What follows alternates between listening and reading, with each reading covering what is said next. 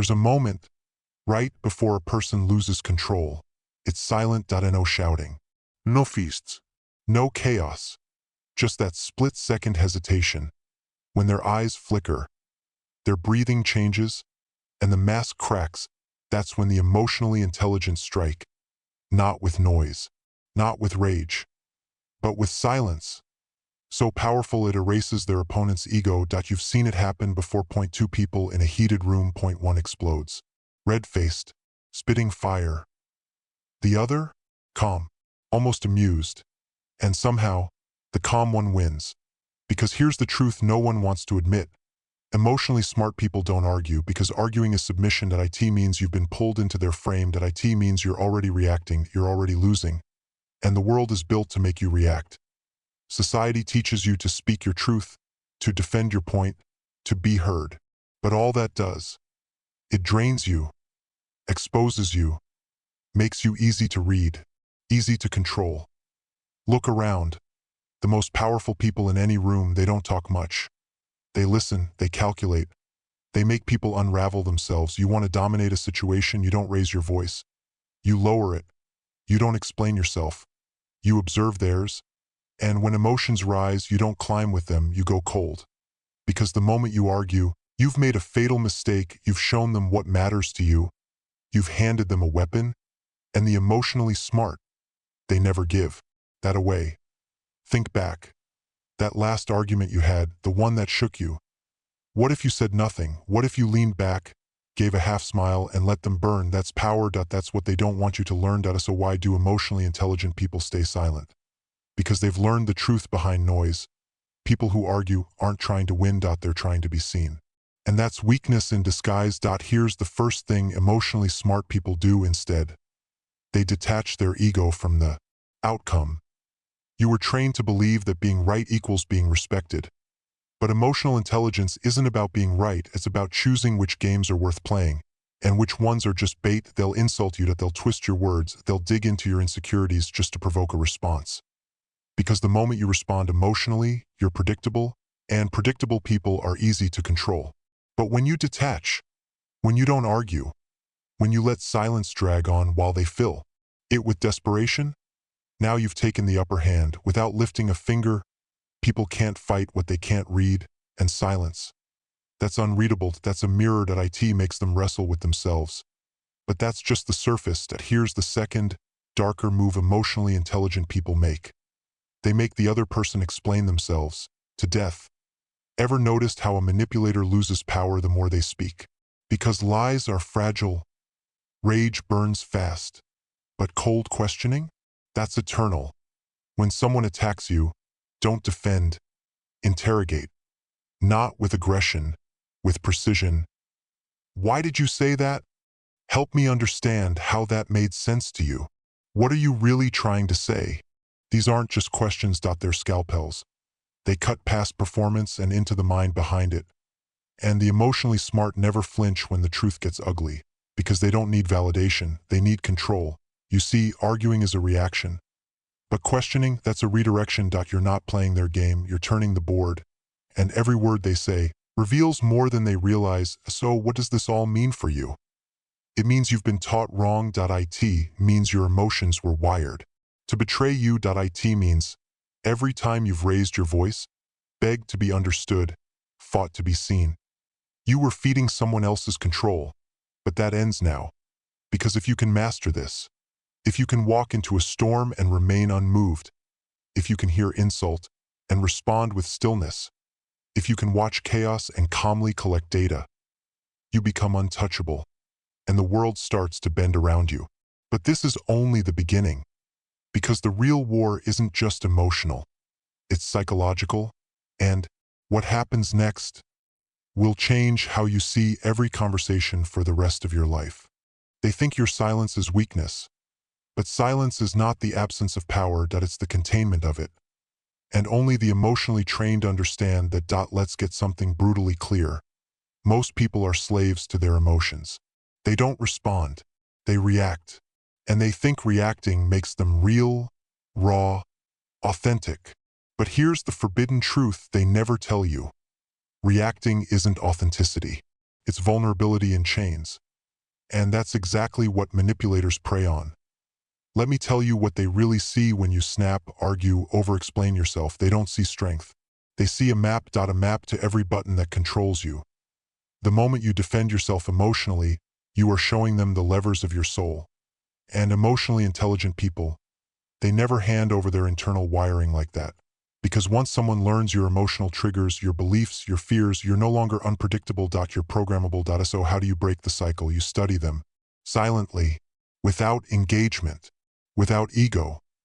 Just like a lion studies the antelope before the kill.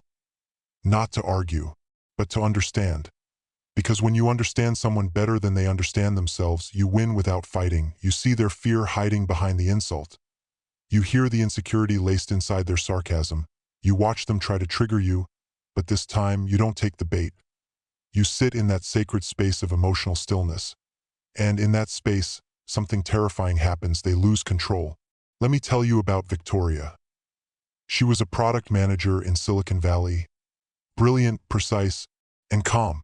Her team respected her, but her new supervisor, a manipulative narcissist, didn't. He'd challenge her publicly, undermine her ideas, steal credit, bait her during meetings. Everyone expected a blow-up. Victoria never gave it to him. Instead, she listened, not with softness but with stillness. She asked sharp, simple questions. She never defended herself emotionally. And slowly, everyone in the room began to see him for what he was, because he looked like he was fighting himself. After months of public exposure, he was reassigned. She was promoted, not because she fought harder, because she watched harder, because she used the space between his attacks, the silence, to amplify his weakness. That's what emotionally smart people do. They don't engage to be right. They orchestrate the collapse of the enemy's credibility with invisible strings. They don't just avoid arguments. They flip them. They understand that arguments are emotional traps. And that brings us to one of the darkest tools emotionally smart people use. The broken mirror technique. You want to know how powerful this is? It's used by elite interrogators, intelligence officers, even cold-blooded CEOs. Here's how it works. When someone comes at you with emotion, rage, sarcasm, blame, you reflect nothing. No tension. No counter-energy. Just a calm, grounded presence. What happens? They begin to feel the weight of their own behavior, with no one to absorb it for them. And that silence? That lack of emotional mirroring, it drives them insane. Because people aren't used to seeing their own reflection without distortion. They want you to distort it, fight it, deny it. But when you don't, when you simply exist in your own emotional gravity, they unravel. Their performance dies without an audience. And the crowd that once laughed at you, now they're watching them. That's how emotionally intelligent people dominate. Quietly, not by arguing, not by reacting, but by letting people expose themselves and giving them the rope to hang their own mask. Now, I know what you're thinking. But what if it's someone close to me? What if it's family, a partner, a friend? Let me say something you've probably never heard before. Even the people you love will test your emotional sovereignty, because once you start pulling away from the drama, once you stop arguing, stop defending, stop trying to make them understand, they will accuse you of being distant, cold, uncaring. That's not your failure. That's their addiction to control, gasping for breath. Emotionally intelligent people are not emotionally distant. They are selectively invested. They know where their energy goes. They know which battles are invitations to war and which are just bait. And above all, they've buried the need to be understood. That's the final attachment. When you no longer need them to agree, you no longer need them to validate your path, you become unreachable. And that, right there, is emotional invincibility. You ever wonder why certain people just can't be shaken? Why they sit across from liars, haters, manipulators, and they look calm, even amused, because they don't see the conflict as something to survive. They see it as something to study. They've turned emotional intelligence into emotional surveillance. They don't just hear what you're saying. They watch what you avoid. They don't just listen to the story. They read the insecurity under each word. And when you try to argue with them, you fall into a silence so cold, so deliberate, it feels like standing alone in a spotlight. Because that's what happens when someone has mastered themselves. You can't shake what doesn't tremble. And maybe Maybe that's what you're becoming now. Maybe the old version of you needed the last word, needed to be right, needed to fight. But this version is learning to control the room without saying a word. To choose stillness over struggle. To use silence as a weapon sharper than any insult.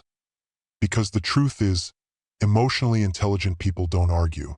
They make the room adjust to their frequency. And the louder others get, the quieter they become. Because when you control the volume inside yourself, the noise outside becomes irrelevant. And what happens when you step into that energy? You stop being the prey, you stop being the target, you stop being the person who spends hours rethinking every argument. You become the observer, the strategist, the one they can't figure out. But what happens when you use this power not just to protect yourself, but to shift outcomes, change dynamics, lead? That's where this gets deadly, because there's a final layer to this. Not just emotional intelligence, but emotional engineering. And once you learn that, you won't just survive toxic conversations. You'll use them. Keep watching. You're almost there. And what's coming next will flip the power script on everyone who's ever tried to control you. Now that you've stopped arguing, now that you've mastered the stillness, it's time to take the next step. Because emotional intelligence isn't just defense, it's power. And when you learn to use it deliberately, consciously, you don't just avoid conflict. You control the entire emotional climate of a room without raising your voice. This is called emotional engineering.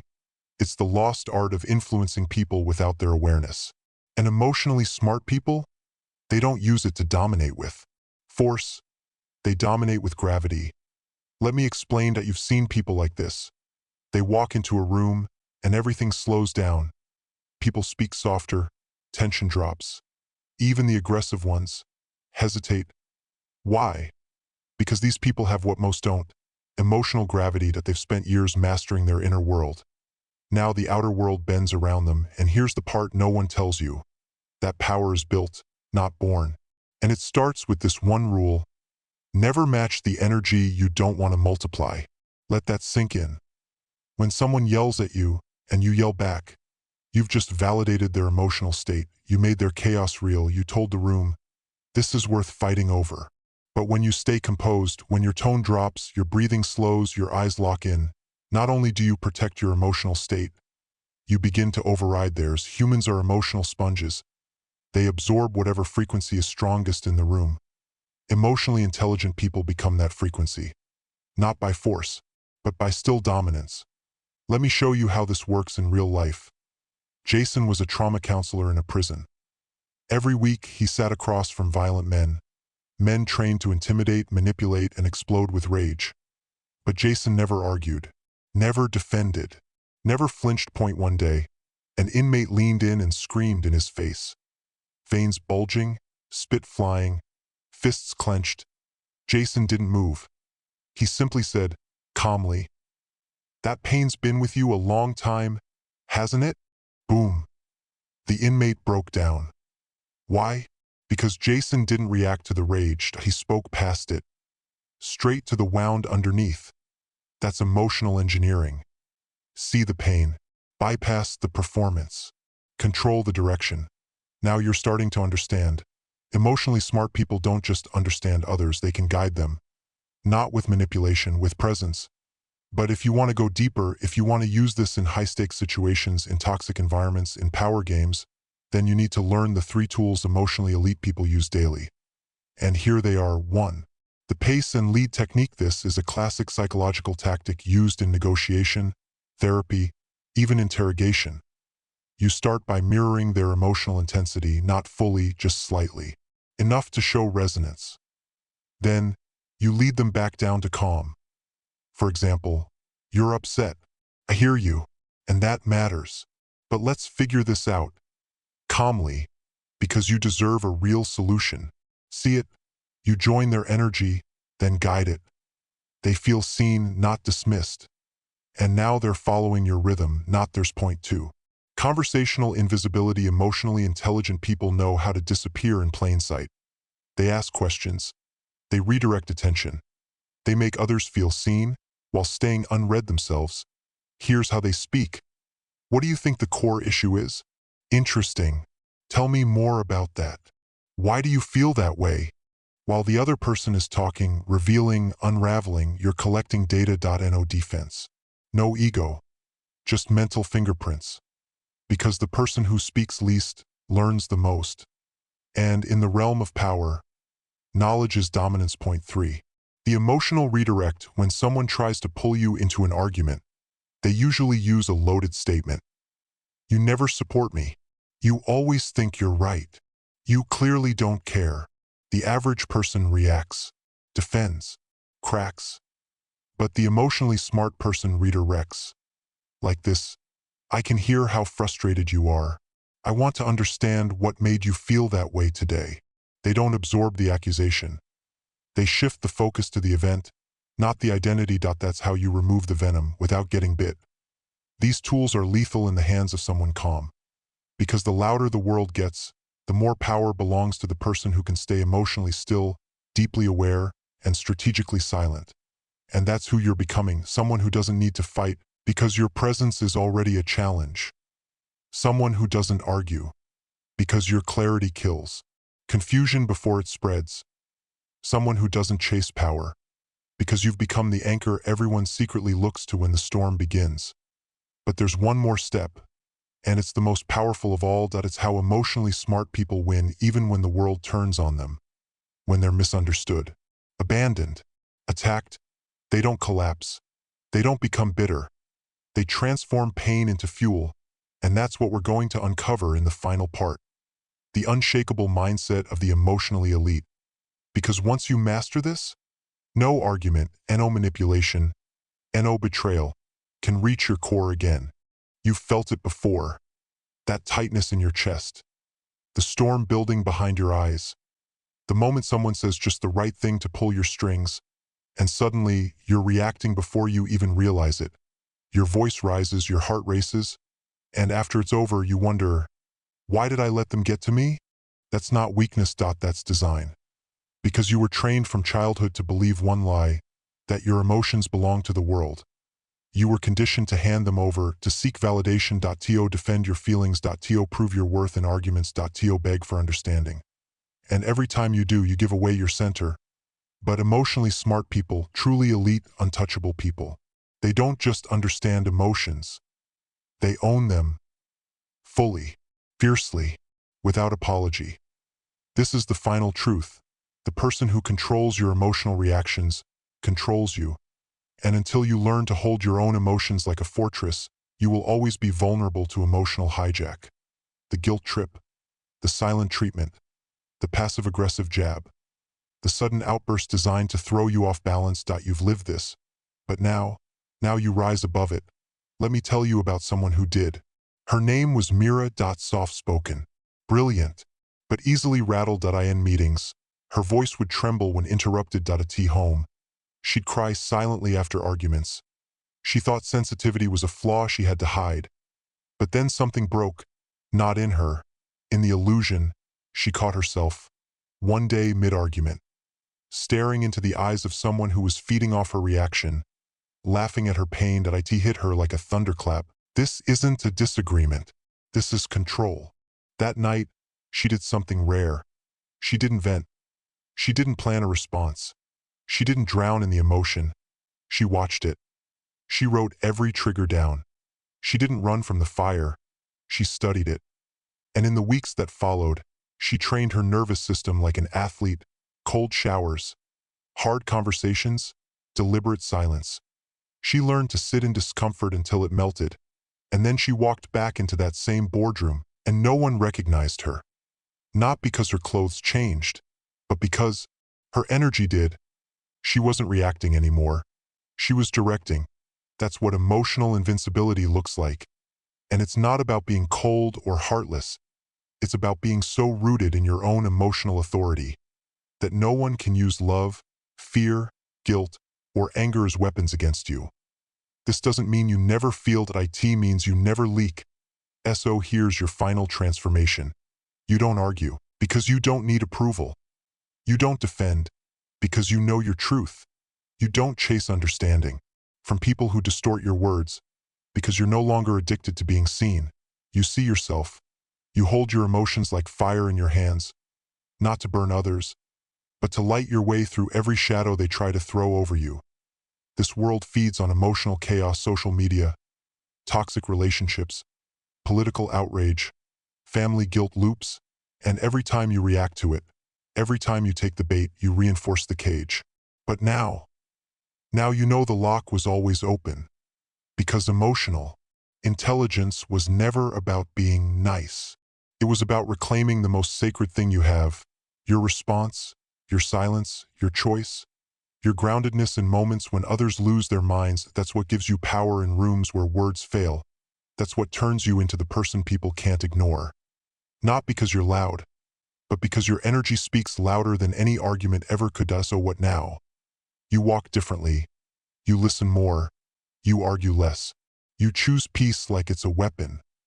Because it is, and every time someone tries to provoke you, you smile softly, knowing they're reaching for a lever that no longer exists. That's mastery, that's self-command. That's the version of you they never saw coming. If this stirred something in you, if you felt the truth in your bones and not just your mind, then make that transformation real. Comment below. I don't argue. I study. I control. Let the world know. And if you want more forbidden truths like this, subscribe. This channel is for the ones who are done playing small, for those reclaiming every ounce of their emotional power. Now go walk into the world like a storm in stillness, unshakable, untouchable, and absolutely unforgettable.